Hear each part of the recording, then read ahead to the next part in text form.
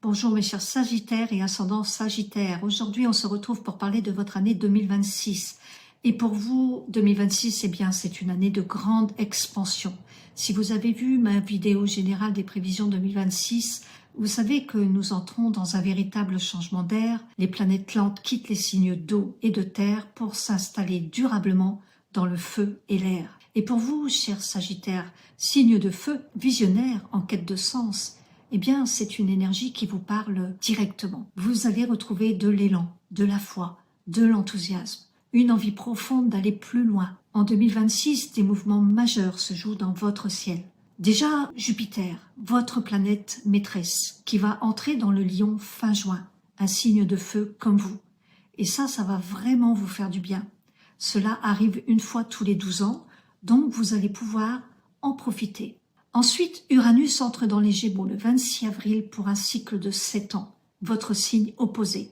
Et ça, c'est un vrai tournant pour vous, surtout au niveau relationnel. Saturne et Neptune entrent en Bélier, un secteur clé lié à la créativité, au projet de cœur, et Pluton poursuit sa transformation en Verseau. Dans cette vidéo, on va voir ensemble l'impact de toutes ces planètes lentes, ainsi que les rétrogradations de Mercure et de Vénus. Pour celles et ceux qui ne me connaissent pas encore, je suis Frédéric Harlet de la chaîne Astrologie Vivante, astrologue depuis plus de 30 ans. Et avant de commencer, je le rappelle, eh bien, cette lecture est générale. Prenez uniquement ce qui résonne pour vous. Chaque thème astral est unique. Allez, c'est parti! Allez, c'est parti mes chers Sagittaires. Donc, cette année 2026, c'est une année fondamentale pour vous. Déjà, on va commencer avec la planète Neptune et qui va rentrer dans le Bélier, comme je vous disais, donc le 26 janvier. Et cette planète, eh bien, elle va rentrer pour un cycle de 14 ans pour tout le monde dans le Bélier. Et pour vous, mes chers Sagittaires, ascendant Sagittaire, eh bien, ça va venir activer votre secteur 5. Et le secteur 5, c'est la maison de la créativité, de la joie, de l'amour, des enfants, le plaisir d'être soi, de l'expression personnelle.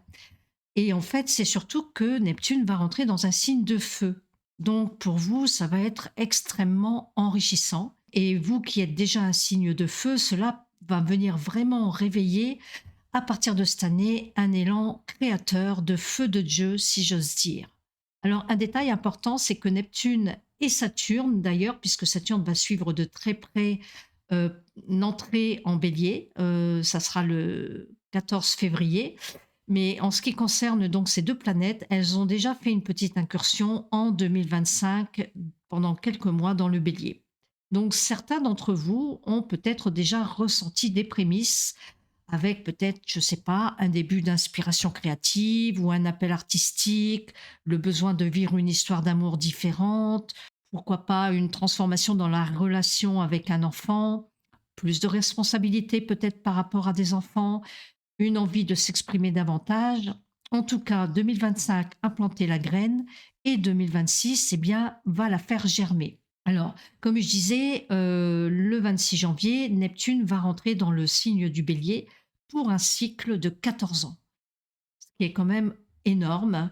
Depuis 2012, Neptune était dans le signe des poissons, dans votre maison 4.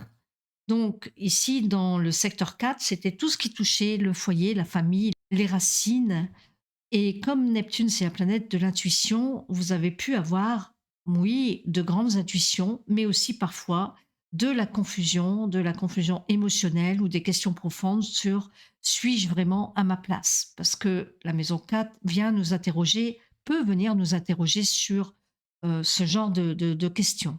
En tout cas, en 2026, tout change puisque Neptune en bélier va être finalement en trigone avec votre signe, parce que depuis 2012, Neptune était en aspect dissonant avec votre signe, alors que là, maintenant, Neptune va rentrer pour un cycle de 14 ans avec un aspect fluide avec votre signe. Neptune, la planète des idéaux dans le feu du Bélier, va vous amener vraiment une inspiration, mais vraiment très créative.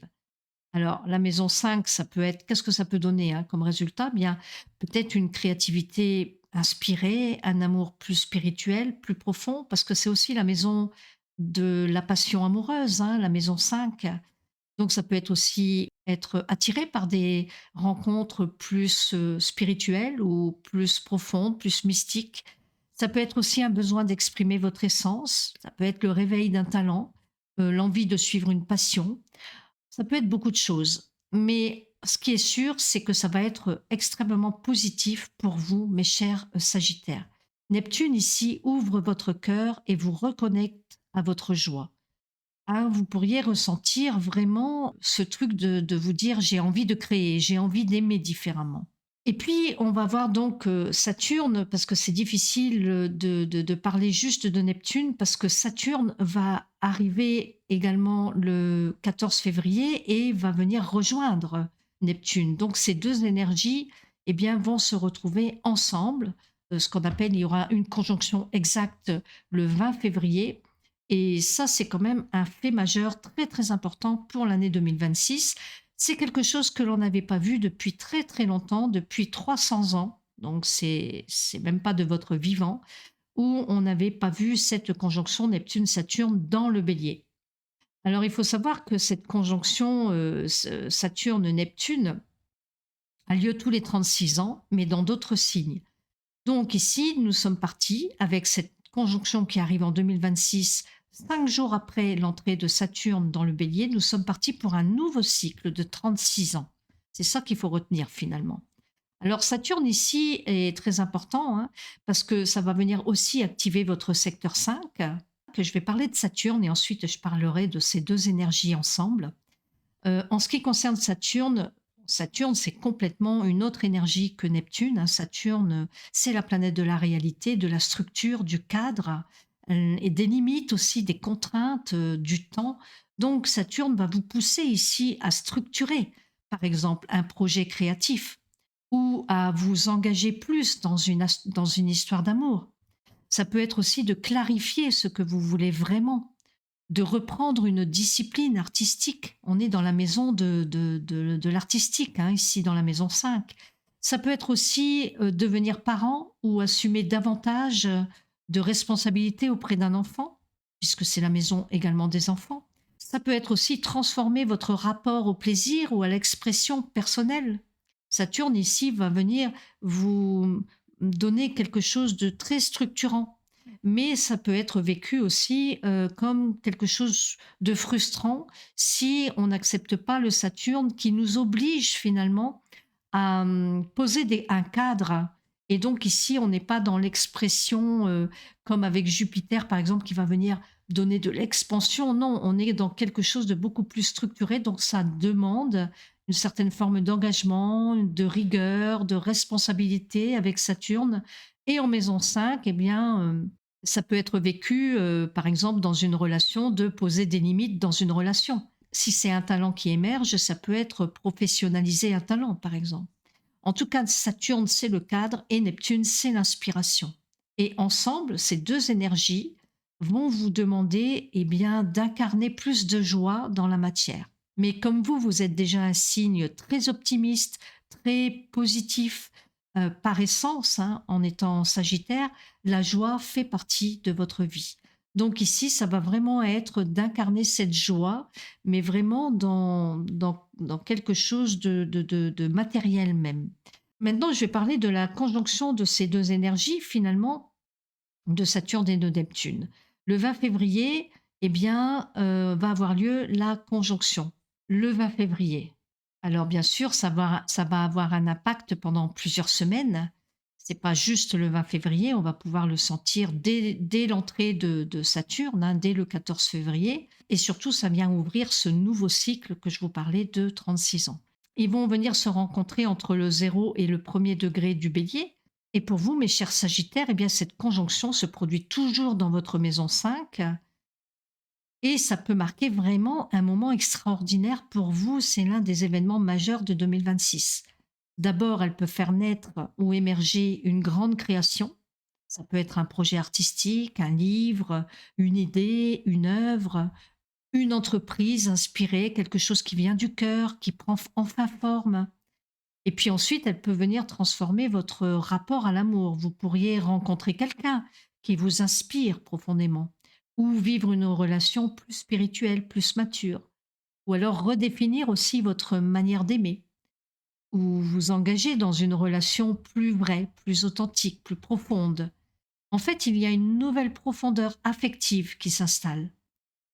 Ça peut venir aussi éveiller le désir d'exprimer votre authenticité, de montrer qui vous êtes vraiment, de rayonner tout simplement, ou de vivre une joie qui n'était plus accessible depuis longtemps.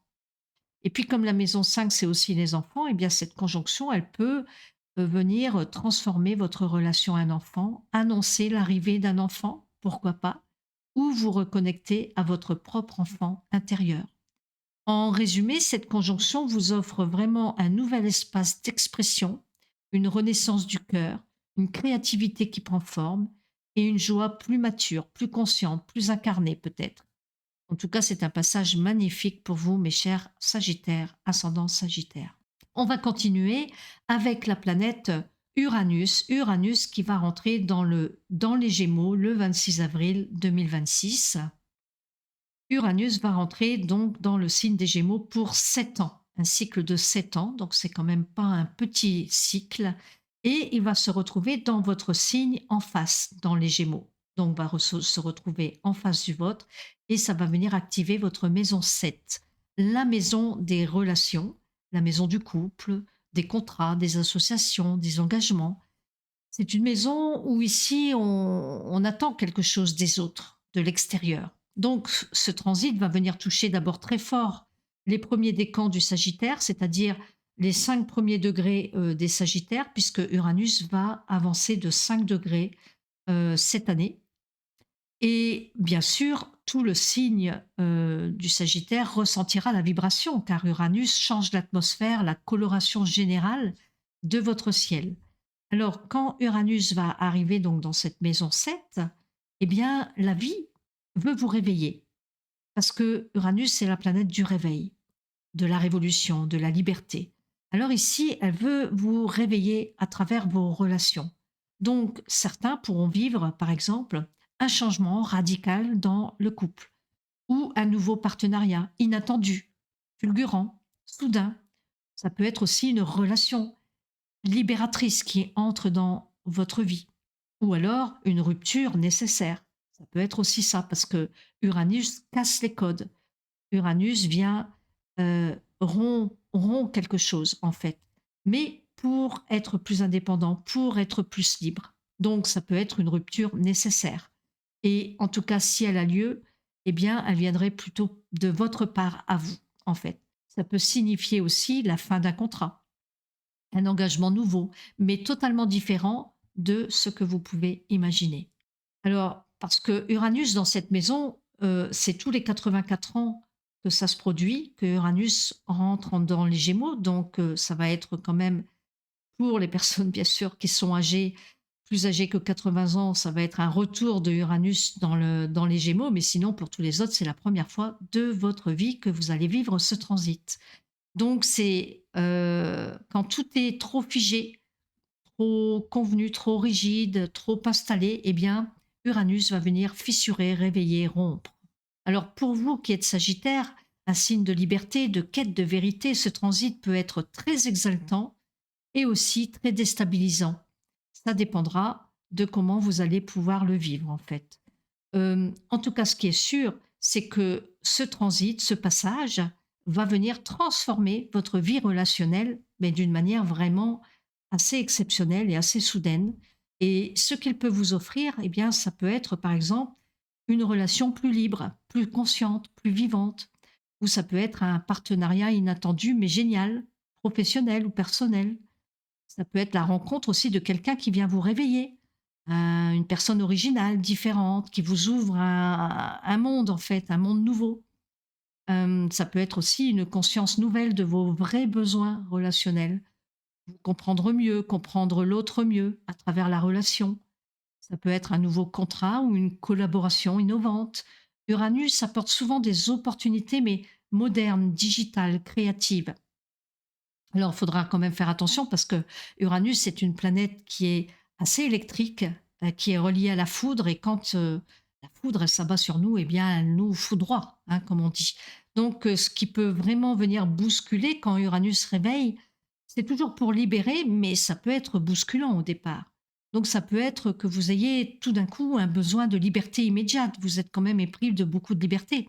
Donc vous pourriez ressentir soudainement un refus de certains compromis ou un désir de prendre l'air dans une relation.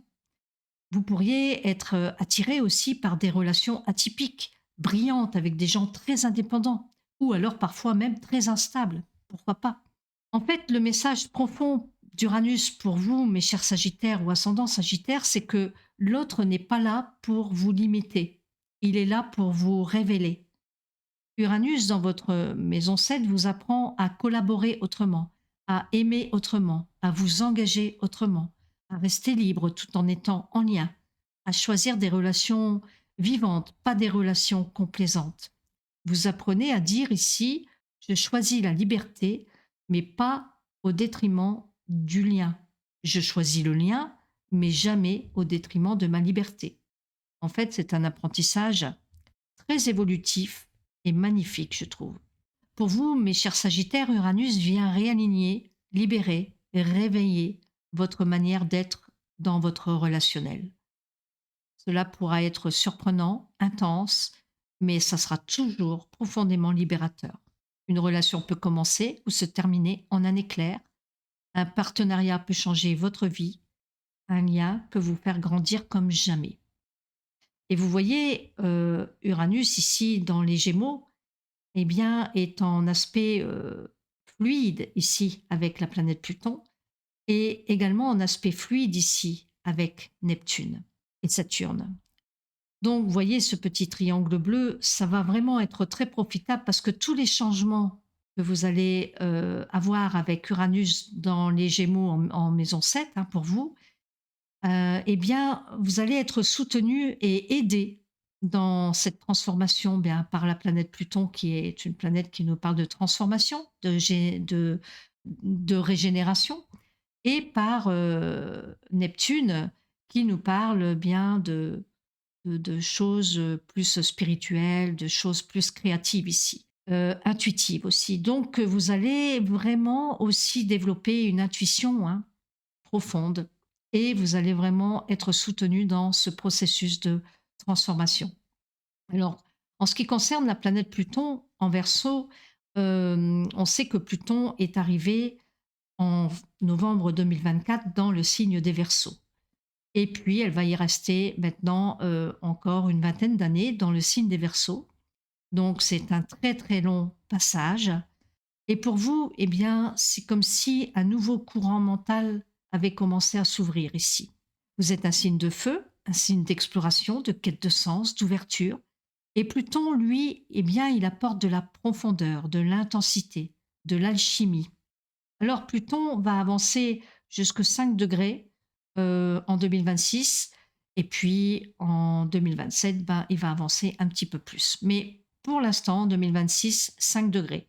Donc il est vrai que si vous avez votre soleil eh bien, dans les 5 premiers degrés, là, entre 3 et 7 degrés du Sagittaire, eh bien, vous allez vraiment ressentir encore plus, je dirais, ce transit, ce passage de Pluton dans le Verseau.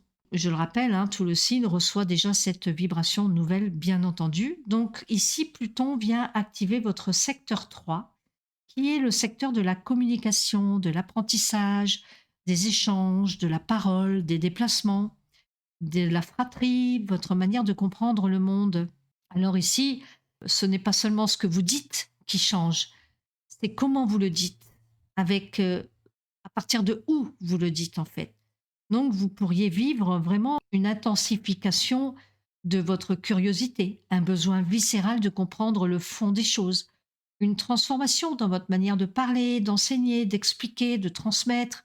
Ça peut être une attirance plus forte pour la psychologie, le symbolisme, les sciences cachées, des conversations qui deviennent plus profondes, plus essentielles, plus vraies.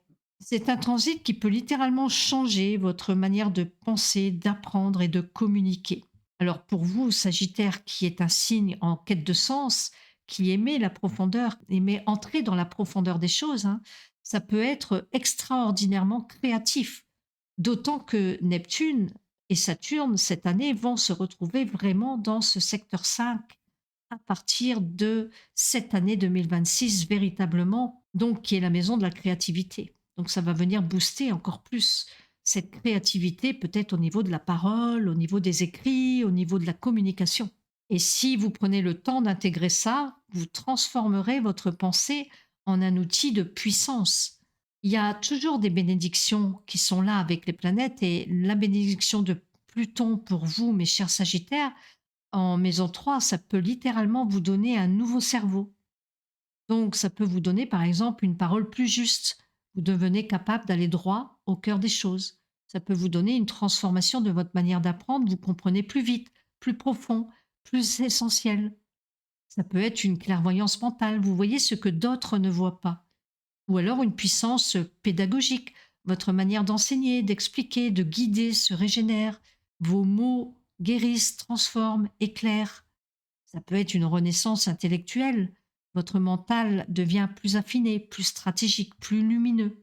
Pluton en maison 3 vous donne vraiment la possibilité de devenir un penseur, un enseignant, un communicateur profond, capable d'aller au-delà des opinions, au-delà des évidences. Votre parole acquiert du poids et votre esprit devient un outil de transformation.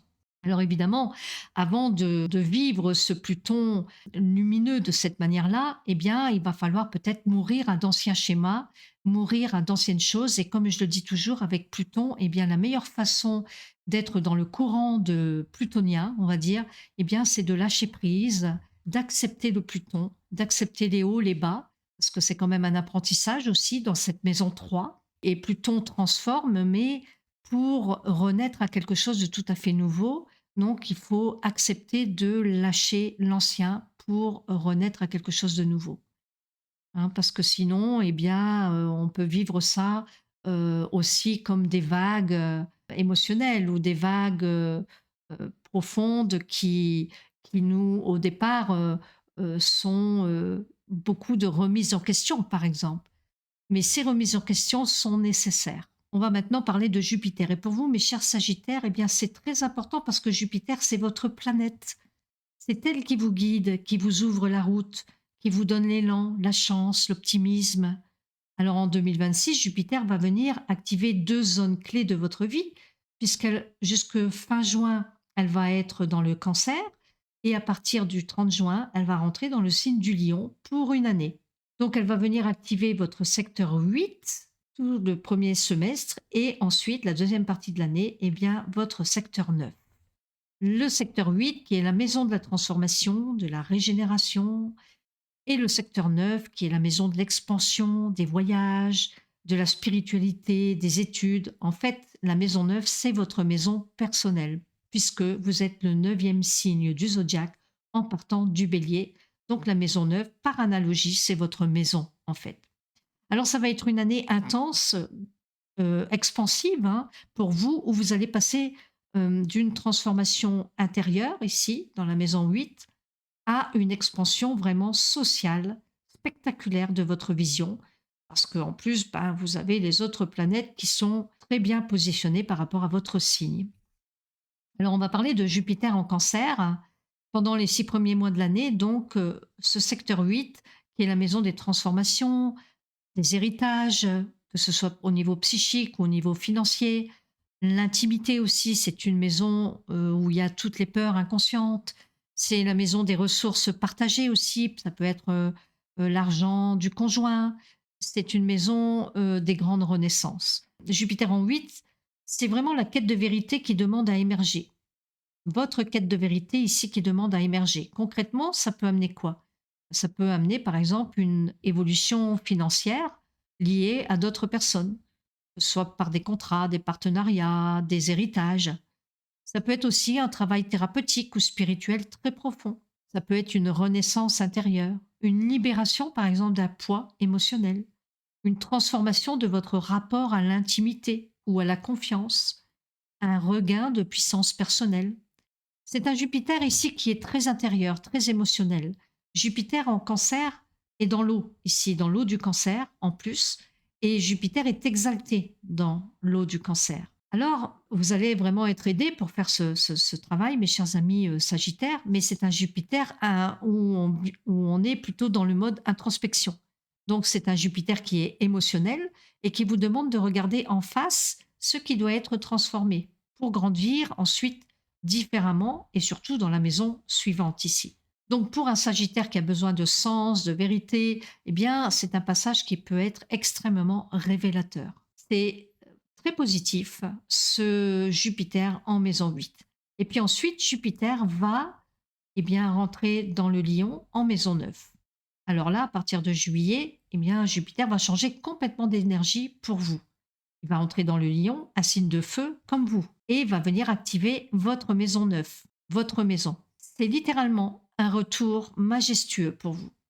Parce que la maison 9, c'est votre maison, c'est la maison des voyages, de la spiritualité, des études, des formations, l'enseignement, la transmission, la philosophie de vie, l'ouverture d'esprit, les grandes visions, la quête de sens. Alors Jupiter dans ce secteur, c'est comme si votre âme disait ici: «Ça y est, je respire, je retrouve ma route, j'élargis enfin mes horizons». Et il faut savoir que Jupiter arrive dans un signe une fois tous les 12 ans. Donc ça faisait 12 ans que vous n'aviez pas eu Jupiter dans le signe du Lion. Donc il faudra vraiment en profiter parce que c'est vraiment votre année, mes chers Sagittaires, avec Jupiter en Lion. Concrètement, cela peut se traduire par un grand voyage ou un déplacement marquant. Ça peut être aussi une nouvelle formation pour vous ou une reconversion professionnelle ou un désir d'enseigner, d'écrire, de transmettre. Ce qui d'ailleurs est un petit peu en miroir ici avec Pluton dans le secteur 3, que j'ai parlé tout à l'heure. Ça peut être aussi un projet spirituel ou philosophique, où on change vraiment sa vision, on élargit sa vision. Ça peut être vraiment ce changement de vision du monde, une ouverture sur un nouveau monde, une révélation intérieure, un sentiment d'avoir une nouvelle destinée. Pourquoi pas? Jupiter en Lion vous donne l'élan, la confiance, la joie, la foi, le feu nécessaire pour avancer vers quelque chose de bien plus grand. Parce que la maison 9, elle ouvre les horizons et elle parle d'espace, elle parle de grandeur. Donc c'est une énergie extrêmement brillante, expansive, exactement ce que votre signe adore. En plus, dans le lion est une énergie très créative. Donc on parlait de créativité ici tout à l'heure pour vous dans le bélier avec Neptune. Et on peut reparler ici eh bien, d'expansion créative ici avec Jupiter dans le lion. Alors j'avais oublié de vous mettre la position, donc je la mets maintenant, c'est pas très grave. Donc voilà, on voit Jupiter ici dans le lion. Et on voit d'ailleurs que, eh bien, au moment de l'entrée de Jupiter en lion, Jupiter va se retrouver à la planète Pluton ici en face. Alors c'est une opposition, ce trait rouge que vous voyez, qui va durer quand même toute une partie de l'été, à peu près jusqu'au 10 août, donc du 1er juillet au 10 août pour tout le monde. Mais pour vous, ça va venir activer le secteur 9 et 3, hein, cette opposition. Donc le secteur 9 qui est vos croyances, votre vision du monde, et le secteur 3 qui est votre mental, vos pensées, vos paroles. Secteur 3 ici. Alors ça va être une dualité parce qu'une opposition, c'est toujours une dualité, mais une dualité évolutive ou une dualité où il va falloir, osciller. Vous allez osciller entre un pôle et un autre pôle et l'idée, ça va être d'équilibrer ces 2 pôles, de trouver un équilibre pour, revenir au centre. Alors ça va être un moment quand même assez intense, je pense, et ça va être une dualité peut-être entre, bien, ce que vous croyez et ce que vous comprenez aujourd'hui, ou votre ancienne vision du monde et votre nouvelle conscience, ou les idées passées et celles qui émergent. Donc ça pourrait changer radicalement votre manière de penser, transformer votre vision de la vie, abandonner une croyance limitante, pourquoi pas, vous libérer d'un dogme ou d'une idée fixe, ou alors réécrire toute votre philosophie personnelle, ouvrir votre esprit à une nouvelle dimension. C'est vraiment une mutation de conscience. Mais vous allez, vous voyez, dans cette opposition, vous allez être grandement aidé par justement les autres planètes plantes, à savoir Neptune, Saturne ici, et Uranus. Parce que vous voyez ici, les traits bleus que vous voyez, eh bien, sont rattachés finalement à cette opposition. On appelle cette configuration planétaire une tente. C'est vrai que, eh bien, vous allez être protégé dans cette opposition pour faire ce travail d'évolution, hein, puisque c'est toujours notre thème astral, c'est toujours une évolution qui nous est demandée, quelque chose où on met sa conscience dedans. Une fois qu'on n'est plus ignorant, eh bien, on peut évoluer avec l'outil de l'astrologie. Ça pourrait être quoi comme résultat? Ben, ça pourrait être de vous lancer dans un grand projet, d'écrire, enseigner, partager un message, ou alors de vivre un voyage initiatique, ou de trouver un mentor, ou de devenir mentor, ou de recevoir une idée brillante, ou d'aligner enfin votre vie sur votre vérité profonde. C'est un Jupiter ici qui vous ouvre vraiment le ciel. Alors en résumé, pour vous, mes chers Sagittaires, ascendant Sagittaire, eh bien le premier semestre, Jupiter sera dans le Cancer avec tout un process de transformation, de guérison, de ressources partagées. On parle de l'argent des autres ici, de la renaissance intérieure. C'est une maison qui nous parle d'intériorité quand même, en relation avec l'intime. Et le second semestre, eh bien là, c'est l'explosion, l'expansion, parce que Jupiter ouvre tout ce qu'elle touche, expanse. Donc ici, ça va être vraiment l'expansion, ici, hein, au niveau des voyages, des études, de la transmission, de la foi, de la vision du monde. Donc 2026, pour vous, c'est vraiment une année qui réveille votre quête, votre foi, votre désir d'avancer, votre grandeur intérieure. Une année où vous pouvez redevenir vous-même, vous pouvez redevenir un explorateur, un chercheur de vérité ou un être qui est en tout cas guidé par le sens. Même si vous l'avez déjà, eh bien là, ça va être beaucoup plus puissant. Alors à présent, on va passer aux rétrogradations de Vénus et de Mercure. Mais avant, je voudrais quand même vous expliquer ce que c'est une rétrogradation. Quand une planète, elle rétrograde, ce n'est absolument pas négatif. C'est simplement un changement de rythme, un temps pour revenir en arrière, faire un bilan, comprendre.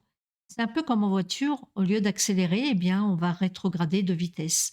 On va ralentir, on va mieux observer la route pour ensuite repartir d'une manière plus juste, plus rapide peut-être. Alors, avec Vénus, on va venir revisiter l'amour, les liens, les relations, tout ce qui est en relation avec la beauté, la valeur que l'on se donne. Et puis avec Mercure, on va venir revisiter notre manière de penser, de communiquer, de comprendre le monde. Les rétrogradations sont des passages nécessaires. Elles nous font mûrir, ajuster notre trajectoire, retrouver du sens. Alors, on va commencer avec Vénus. Vénus va venir rétrograder ici du 3 octobre au 14 novembre dans le signe du Scorpion, puis dans le signe de la Balance. En fait, Vénus va passer 5 longs mois dans la Balance et le Scorpion, va entrer à partir du 6 août dans la Balance, puis va transiter la Balance, puis ensuite rentrer dans le Scorpion, rétrograder donc à partir du 3 octobre, et puis elle va rétrograder dans la Balance et revenir dans le Scorpion. Donc ça va être un passage assez intense qui va se produire donc à l'automne.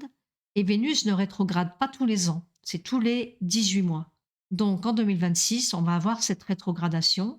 Et pour vous, mes chers Sagittaires, eh bien, Vénus va venir toucher votre rapport au sens, à l'amour vrai, à la liberté. Quand elle va démarrer en Scorpion en maison 12, donc c'est la maison de l'inconscient, des mémoires, des attachements cachés. Alors ça peut être un temps, peut-être, de retrait affectif, où vous allez prendre conscience d'une mémoire ou revisiter une histoire passée, ou comprendre ici un attachement, mais qui était plus inconscient, un attachement qui n'était pas forcément visible, et vous allez vraiment peut-être en prendre conscience, ou ça peut être de libérer une émotion ancienne, ou de faire la paix avec une blessure du cœur, pourquoi pas. L'amour ici devient intérieur, silencieux, mais profondément guérisseur si vous mettez votre conscience dedans pendant tout ce passage de Vénus rétrograde. Et puis ensuite, elle va revenir en balance dans le secteur 11. Alors, le secteur 11 qui est en lien avec les amitiés, les projets, le collectif. Vous allez peut-être être amené à revoir ou à revisiter une relation amicale ou un projet partagé, ou votre place dans un groupe, ou ce que vous attendez vraiment des autres au niveau d'un projet collectif. En résumé, ici, Vénus rétrograde, c'est vraiment un passage pour nettoyer le passé affectif, redéfinir vos liens, de retrouver des relations plus justes, plus alignées, avec ce que vous êtes, avec vos valeurs profondes. Voilà ce que l'on peut dire pour Vénus rétrograde. Et puis, on va passer à Mercure, Mercure rétrograde. Alors, Mercure rétrograde, en revanche, tous les ans et rétrograde 3 fois par an. Donc, Mercure va rétrograder cette année 2026 dans les signes d'eau, à chaque fois. Au mois de février-mars, ça va être en Poisson. Donc, va venir rétrograder du 26 février au 20 mars dans le signe des Poissons et venir activer donc votre secteur 4 qui touche la famille, les racines, la sécurité émotionnelle. Alors ici, avec Mercure, vous allez être invité à revisiter peut-être une discussion familiale ou un lien avec votre passé ou un souvenir du passé ou votre manière de vous sentir chez vous. C'est un temps de retour aux fondations, en tout cas. Ensuite, du 29 juin au 23 juillet, eh bien, ça va être dans le Cancer, la maison 8 pour vous. Donc Mercure bien va venir agir sur les émotions, votre émotionnel, vos peurs, les dépendances, l'intimité, les ressources partagées. Ça peut être une vérité qui peut émerger sur un attachement ou sur une peur à dépasser ou sur un lien à transformer. Et puis ensuite, eh bien, vous avez donc Mercure qui va venir rétrograder dans le Scorpion du 24 octobre au 13 novembre dans votre secteur 12. Alors, c'est une rétrogradation ici très intérieure qui invite au silence, à l'introspection, au lâcher-prise mental. Alors attention à la fatigue mentale, ça sera bien peut-être d'être à l'écoute de vos rêves, de vos ressentis, de vos intuitions, ici dans cette maison 12. En résumé, ces rétrogradations vous demandent moins de fuite vers l'extérieur, plus de présence intérieure et une écoute profonde de ce que vous êtes ou de votre vérité, en fait. Vous repartez après ces rétrogradations plus aligné, plus clair sur votre chemin et plus libre intérieurement. En tout cas, c'est l'idée. Alors voilà, j'en ai terminé avec ces prévisions 2026. J'espère qu'elles vous auront éclairé et donné des clés pour la suite. Si la vidéo vous a plu, eh bien, pensez à liker, vous abonner et surtout à laisser un petit commentaire, même un emoji. C'est ce qui vous permet d'être prévenu des prochaines vidéos avec le nouvel algorithme YouTube. Et si vous voulez aller plus loin, eh bien, n'oubliez pas les 2 cadeaux, à savoir mon astrobook sur les 12 signes et également 7 jours offerts dans la communauté des étoiles, le club astro qui vous aide à comprendre ce que vous vivez pour avancer avec plus de clarté, plus de sens. C'est sans engagement, alors profitez-en. Les liens sont juste sous la vidéo. Je vous remercie pour votre présence. Je vous souhaite une magnifique année 2026 et on se retrouve très vite pour les autres signes. À bientôt.